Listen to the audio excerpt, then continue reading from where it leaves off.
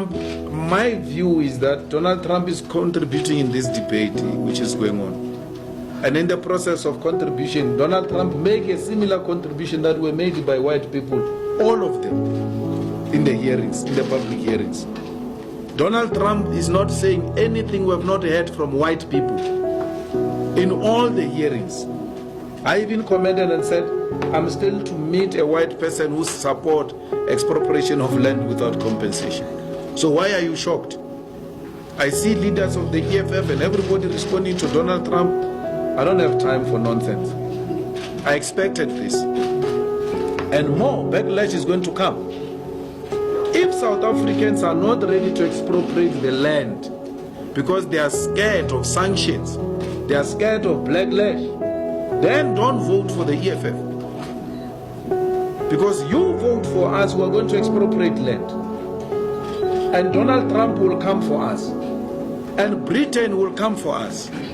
And the EU will come for us. I said, and I said this throughout my life in the movement, that for everything good comes the pain before. If you're not prepared, South Africa, to take the pain, then forget about the land. Donald Trump has not said anything extreme. Things are still going to come. I hope the Zuma group in the ANC, which is supporting this thing, they know the consequences. We know the consequences. We know that the first response will be killing. They will kill us for that. There's a group of white right-wingers who are being trained by Jews in Pretoria to be snipers. Snipers. They are not training guns. In the EFF, we are training toy guns. They're dealing with real stuff. They are training in a farm in Pretoria. We know it. To be snipers.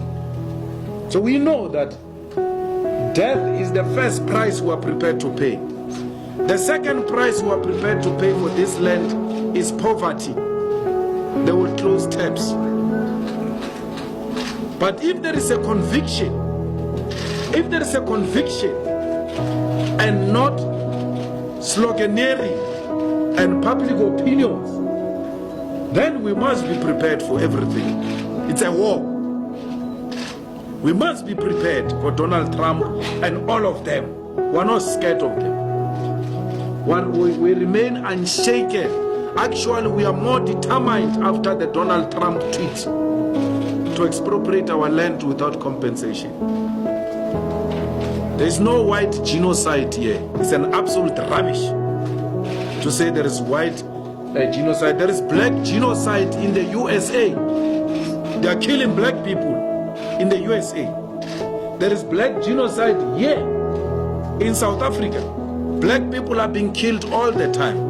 A farmer has been sentenced to life now recently for having killed a farm worker. Imagine if it was a black person sent life for having killed a white person. It will be news all over. But this black person was killed and a white farmer sent to prison for long time in jail. It's once off reporting and it's done. There is no scientific evidence that points to any white genocide in South Africa. It's not true. And we're not scared of such things. We're not going to be distracted by anyone.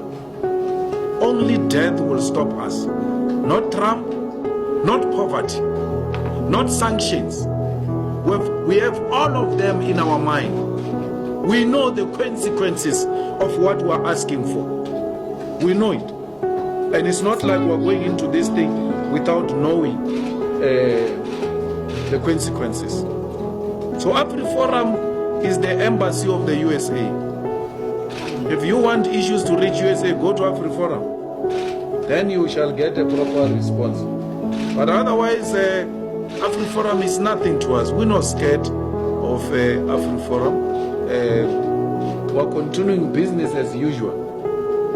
No, that we're not this Twitter revolutionaries who say all sorts of things about Donald Trump. If you were to say to them, all of them, let's go to the US Embassy, none of them will come.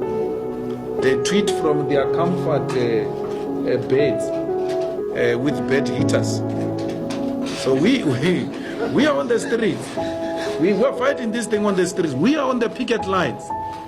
That's why we're not shaken. We know this is what people want. And if there is anyone who's in this thing without knowing the consequences, then you are in the wrong place.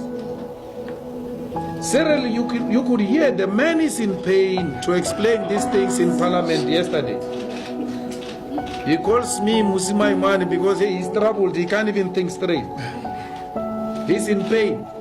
It is the most difficult thing to explain a policy you don't believe in.